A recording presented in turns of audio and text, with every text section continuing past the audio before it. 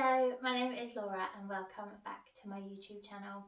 Today I wanted to spend a little bit of time talking through pigeon pose. I teach a lot of in-person classes and pigeon pose is one of the most challenging poses that we do because it really depends on your hip mobility. So I wanted to show you a couple of variations of pigeon, working our way up to a full pigeon. Just to show you quickly what pigeon is if you didn't know. Pigeon is this stretch and it's really deep into the glutes, and once we're settled into it we can release ourselves all the way down. So as you can imagine, it probably looks like this is quite a stretchy, flexy pose, and it can scare people. So like I say, I wanted to break down how to do it with you today, and there are different kind of drills, mobility drills that I can show you to help build that flexibility and strength within the joint. So today all you're going to need is your mat and some blocks. I've got two here. If you don't have yoga blocks, then you can use a stack of books. They're just to give us a little bit of extra support in some of the poses. So let's start first of all on our bottoms with our feet to the floor. You can bring your hands behind you for support, and we're going to have our feet hip width apart, and we're just going to gently take the knees from side to side and just see how that feels. First of all, I want you to be really aware of the sensations that you feel in your body. What makes yoga very different to any other form of exercise is that we stay present and body aware throughout. So let's take the knees across to one side as far as they'll go and see how that feels. And if it feels comfortable, we can start to lift ourselves forwards. So we've got our legs stacked on top of the other here. Just notice how this feels here in the side of your leg. We're going to take this top knee and move it all the way back. So we're kind of staggered. Our legs are in a sort of a zigzag shape. And we're going to turn our chest to face this bottom knee. And we're going to start to fold forwards. It might be that you have your hands to the floor. It might be that you come all the way down to your forearms. Wherever you are, just allow the weight to sink into that hip, into the mat. And notice how this back leg is feeling as well. Allow this one to be nice and soft. This is where all of your weight is, here on the mat. So gently easing yourself down if you can, and you can allow your head to flop and your upper body to be heavy. The heavier your upper body is, the more weight is going into this knee to press it down.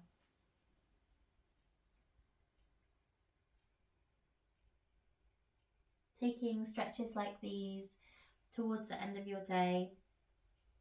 They're nice ones to do as you get into bed. So there's something that you can build into your routine to help you build in that frequent use of the flexibility. So coming back to center, again we can take that little windshield wiper motion with the knees and then bring them all the way across to the other side. Once again, taking that top leg and pushing it behind. So both legs are separate.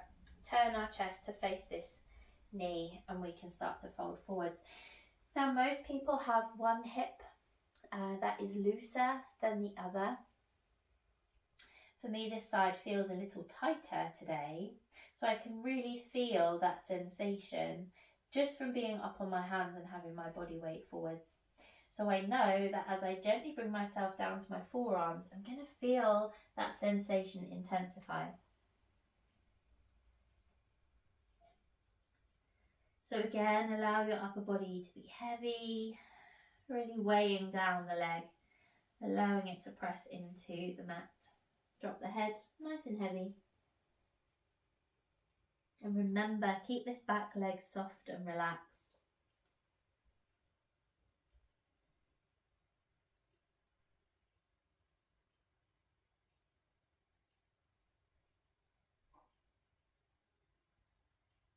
Focusing on that breath. With each out breath, think about sinking your body weight down into the mat a little further.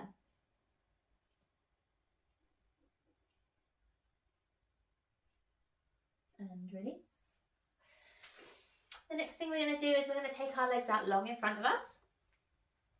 Give the feet a little point and a flex, and we're going to keep those feet flexed. Make sure that we're sat on our sit bones, and for some people that might mean pulling out your cushion from your bottom underneath you, and we're going to draw one knee in, give it a nice squeeze, and then we're going to open the knee out to the side. This is opening into the groin here, and it might be that you stay here and start to fold forwards, or you can take the side of your ankle and place it on your thigh, and you'll feel that the sensation moves from inside the groin to the outside of your hip. So wherever we are, let's fold forward slightly. You can allow the back to round. As long as we're keeping that bottom leg and the foot flexed, then we're good.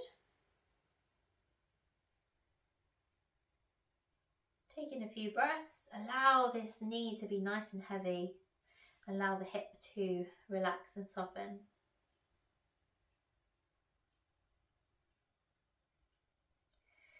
And then come to lift back up through the spine. Now, if your leg is still here, that's absolutely fine. We're just going to lift and lower the knee, and you might feel a little bit of crunching, some sounds into the hip. You can also do that here with the ankle to the thigh, again lifting and lowering. And having the foot up on the thigh allows us to find extra depth when we press our knee down, because we're not limited by where the floor is. And then lift up.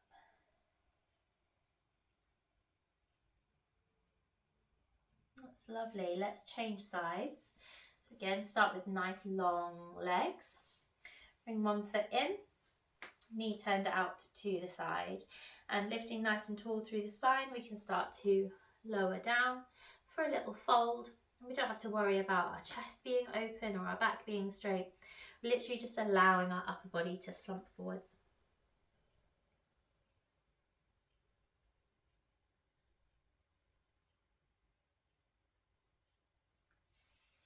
And lifting back up again, we can keep our side of our foot down to the mat, or we can bring it to that thigh.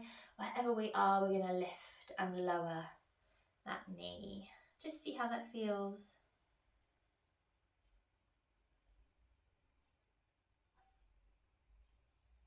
Pressing it down, keeping a bit of pressure, maybe even starting to fold forwards here if we feel able to.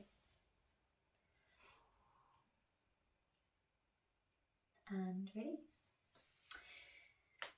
The next movement is on our backs. So this is a really easy one to do in bed to fit it into your daily routine. So we're lying on our backs, and we're going to have both feet to the floor. We're going to take one ankle and cross it over the thigh and turn the knee out. So this is the same position that we were just in when we were seated, but instead we're taking it on our backs, and this allows us to bring this bottom leg in towards our chest and hug the knees in. This is a much deeper stretch here, feeling it right into the glutes, and it might be that just bringing it straight in is enough of a sensation. It might be that you want to rock from side to side to explore where you feel the deepest sensation, where you feel the deepest stretch. Whenever you feel that deepest stretch, then take a pause, and you can allow this top foot to soften.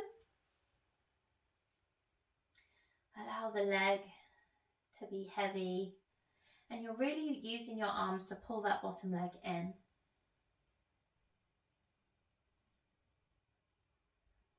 Focusing on your breath. Try to relax into the hips. Feel the connection between your lower back and the mat here. And then we can release, and we can take it to the other side. And the more you do these exercises, the more flexibility you'll find in bringing the bottom knee in. So this is my tighter side, so I can feel that kind of sensation in my hip and in my glutes straight away. So this isn't necessarily a side where I need to rock from side to side a lot to find the sensation, because I already find it. Again, focusing that breath. And if you're not familiar with these types of sensations, they can feel quite strong. So just use your breath. Create space. Focus on the connection between your lower back and the floor.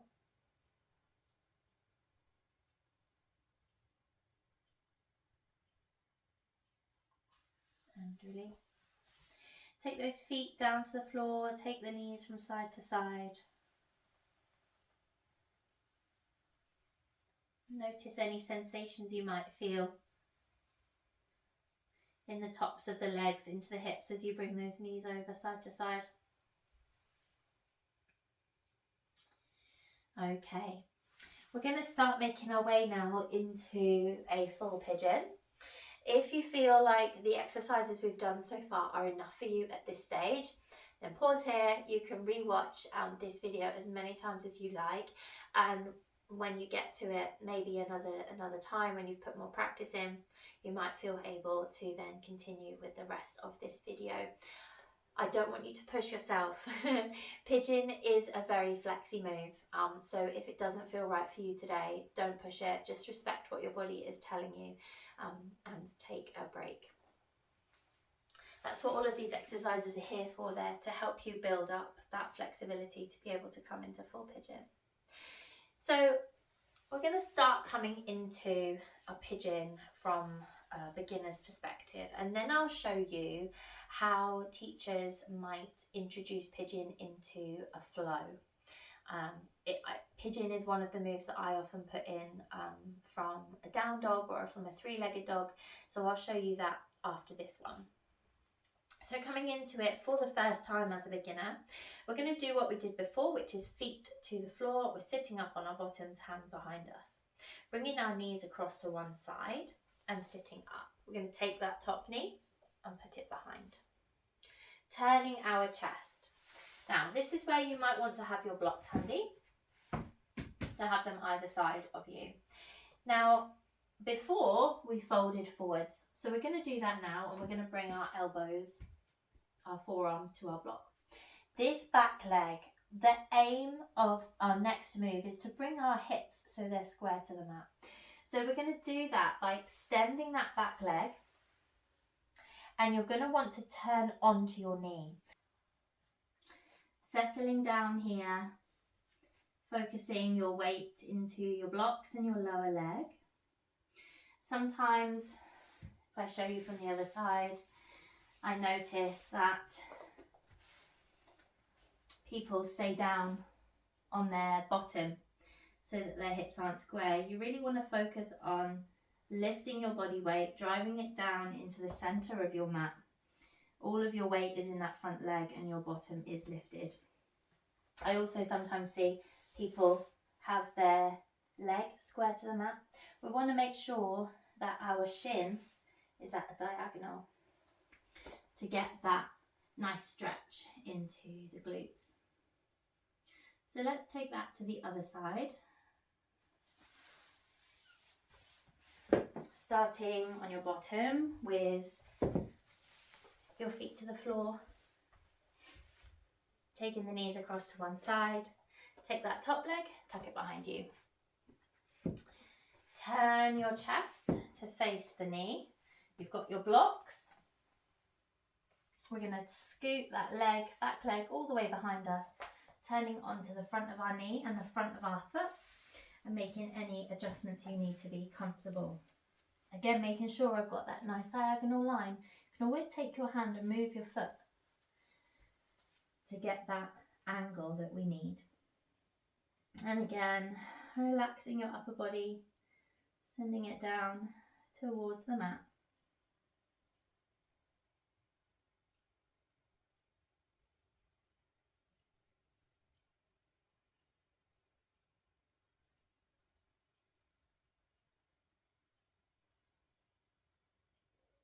and start to unravel.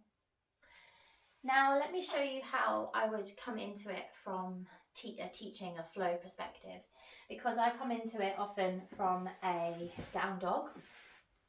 So let me show you a drill that you can do to help increase the mobility, first of all, in our three-legged dog, and then I'll show you how we come down into a pigeon. So we're going to start in our tabletop position. Walk the hands forwards. We're going to tuck the toes, lift the tailbone all the way up and find your down dog. Bend into your knees here. I find bending into the knees most helpful when we're coming into a three-legged dog. So make your adjustments, make sure we're nice and steady, and we're going to lift one leg behind us. Nice and long through the leg to start with. Then we're going to bend into the knee. We're going to bring the knee towards the chest and then kick it away. And we're going to do that twice more. Bring it in and kick it away. And in. And kick it away. This time, as we bring it in, we're going to bring it up as far as we can for a little hover. And then we're going to place the knee down to the floor. Now, we're going to find that diagonal in our foot. Turn your foot to the opposite side of the mat. We're going to place the back knee down, turn onto the tops of the foot. And as we settle, we're going to push the leg back to really help find length and open into those hips. We can stay high on our hands. We can use our blocks, or we can come all the way down to the mat.